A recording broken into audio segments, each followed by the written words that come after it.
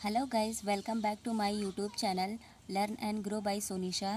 आज की वीडियो में मैं आप लोगों को MA home science second semester का बहुत ही इम्पॉर्टेंट टॉपिक पढ़ाने वाली हूँ।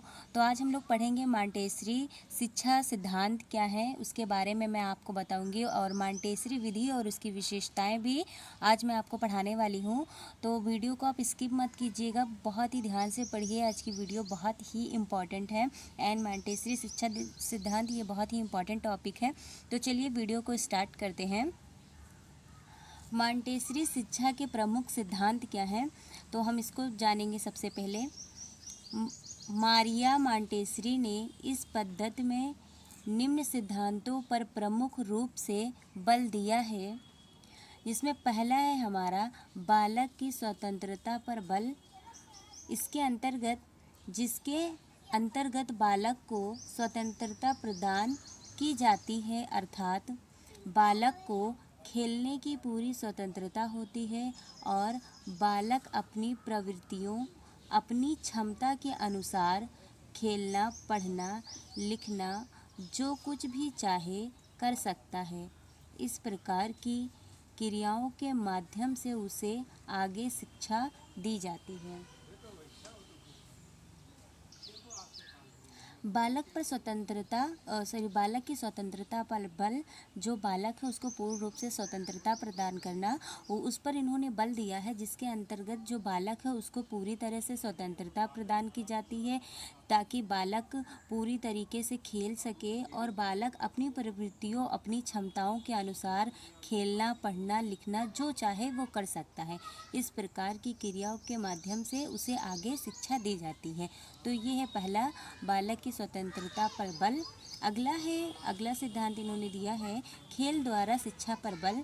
किस तरीके से बालक खेल के द्वारा शिक्षा प्राप्त कर सकता है उसके बारे में इन्होंने बताया है।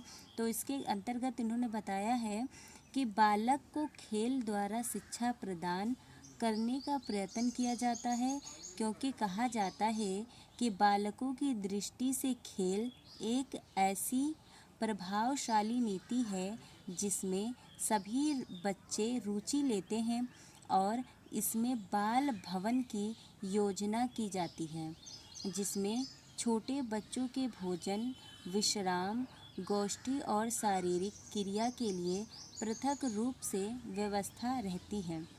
दूसरा जो सिद्धांत है वो खेल द्वारा शिक्षा देना। बालकों को किस तरह से हम खेल के द्वारा शिक्षा दे सकते हैं, वो उन्होंने बताया है कि बालक को जो है खेल के द्वारा शिक्षा प्रदान करना वो इजी है, और बालकों की दृष्टि से खेल ऐसी प्रभावशाली नीति है जिसमें सभी बालक जो है वो रुचि लेते हैं। इसमें जो है बाल भवन की योजना की जाती है, जिसमें छोटे बच्चों के भोजन, विश्राम, गोष्ठी और शारीरिक क्रिया के लिए पृथक रूप से सभी तरीके की व्यवस्था रहती है। अगला सिद्धांत है हमारा नंबर तीसरा, बालकों के सर्वांगीण विकास पर बल। जो बालक होते हैं उनका सर्वांगीण विकास किस तरीके से किया जा सकता है उस पर जो है मारिया मॉन्टेसरी ने जो है बताया है। तो इसके अंतर्गत बालकों का सर्वांगीण विकास अर्थात सभी प्रकार के विकास पर बल दिया गया है।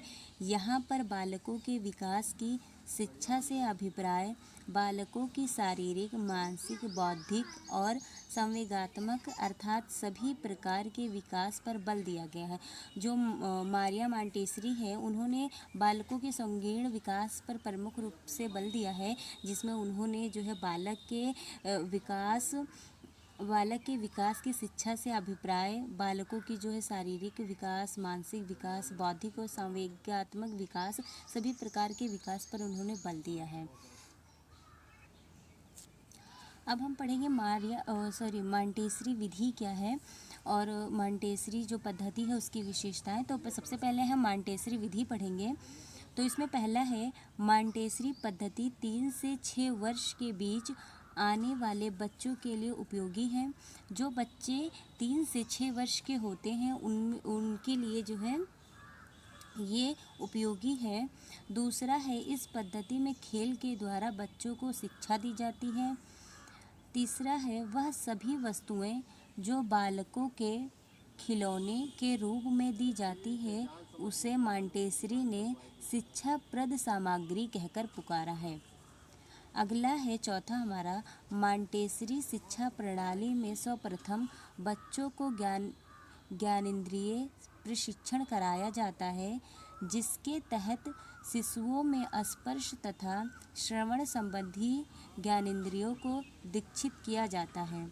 अगला है नंबर 5, ज्ञान इंद्रिय प्रशिक्षण के बाद बच्चों को लिखना सिखाया जाता है, फिर पढ़ना सिखाया जाता है।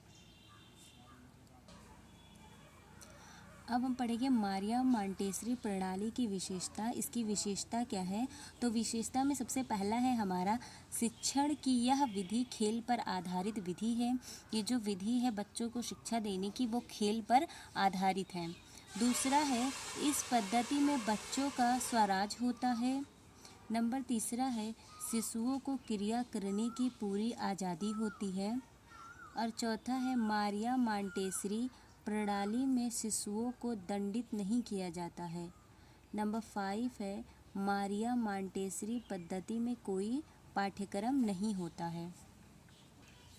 ये था हमारा मारिया मॉन्टेसरी प्रणाली की विशेषता। तो मैंने आप लोगों को मारिया मॉन्टेसरी का जो सिद्धांत है उसके बारे में अच्छे से बताया है और मॉन्टेसरी विधि क्या है और उसकी विशेषताएं।